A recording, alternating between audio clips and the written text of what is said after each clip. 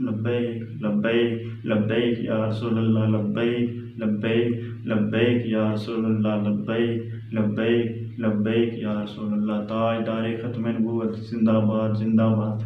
ताजदारे ख़त्म नबूवत जिंदाबाद जिंदाबाद। मन सब्बा नबिय्यन फ़क़्तुलूहु मन सब्बा नबिय्यन फ़क़्तुलूहु। औज़ु बिल्लाहि मिनश शैतानिर रजीम। बिस्मिल्लाहिर रहमानिर रहीम। बलगल उला बि कमालिही कशफ़त दुजा बि जमालिही। बलगल उला बि कमालिही कशफ़त दुजा बि जमालिही। हसनत जमीउ खिसालिही सल्लु अलैहि व आलिही सल्लु अलैहि व आलिही। तो नाज़रीन, हम बात कर रहे थे ख़त्म नबूवत अक़ीदा ख़त्म नबूवत के बारे में।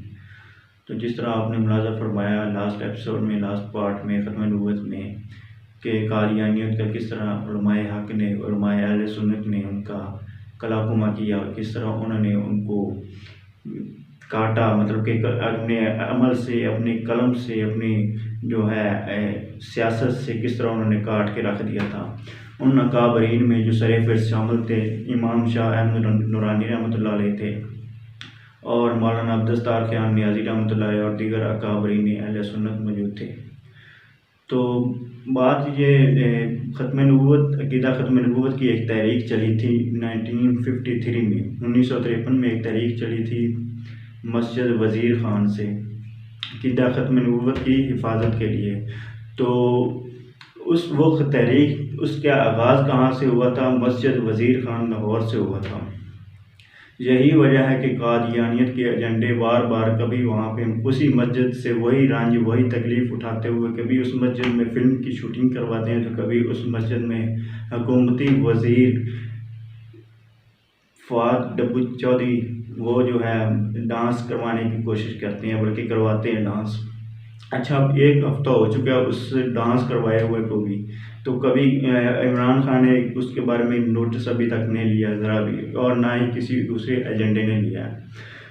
कौन लेगा नोटिस? ज़ालिम हुक्मरान है आजकल। तो वो उलमा भी बिक चुके हैं हुक्मरानों के आगे। किसने आवाज़ उठानी उलमा के हुक्मरानों के आगे?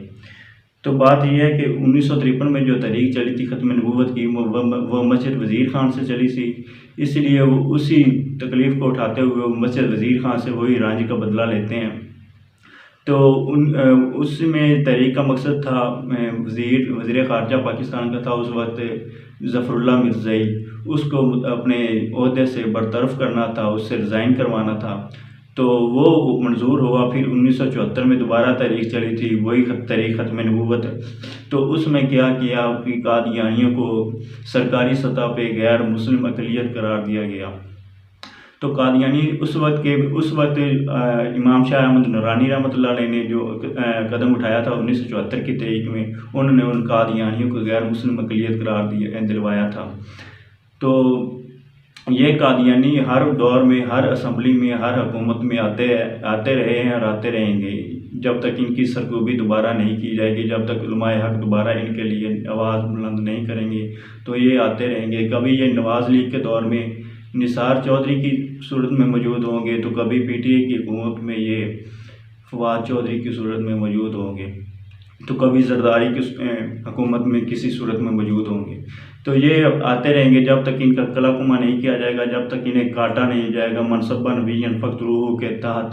तो उस वक्त तक ये रुकेंगे नहीं, जब तक हज़रत अबू बकर सिद्दीक़ रज़ियल्लाहु तआला अन्हु की ख़त्म नबूवत वाली तलवार से इन्हें काटा नहीं जाएगा, तब तक ये आते रहेंगे। तो इन्हें हमने ख़त्म करना है।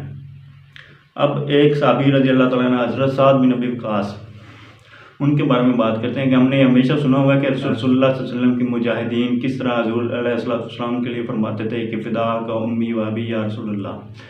हर सहाबी ये फरमाता था कि फ़िदा का उम्मी व अबी या रसूलल्लाह, हमारे माँ बाप आप पर कुर्बान। लेकिन एक सहाबी ऐसे हैं जिनके लिए रसूलुल्लाह सल्लल्लाहु अलैहि वसल्लम ने खुद फरमाया कि ऐ साद बिन अबी वक़ास, तेरे ऊपर मेरे माँ बाप कुर्बान, मेरे मोहम्मद के माँ बाप कुर्बान।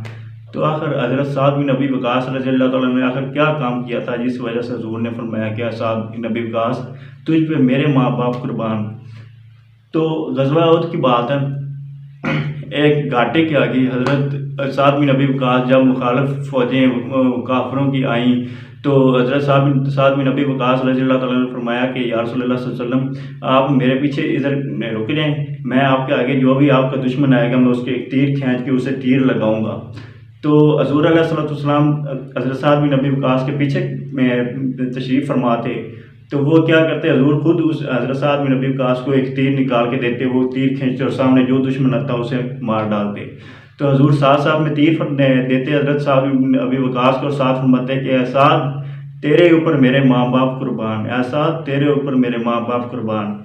तो इसके लिए फरमाया अहमद रज़ा खान मुजद्दिद मिल्लत फरमाते हैं कि मिट गए हैं मिटते हैं मिट जाएंगे आदा तेरे, आदा कहते हैं दुश्मन को, मिट गए हैं मिटते हैं मिट जाएंगे आदा तेरे, यानी क़यामत तक जो भी हज़ूर के दुश्मन आएंगे वो मिट गए हैं या मिटते हैं या मिट जाएंगे, उन्होंने बचना को नहीं है किसी सूरत में भी।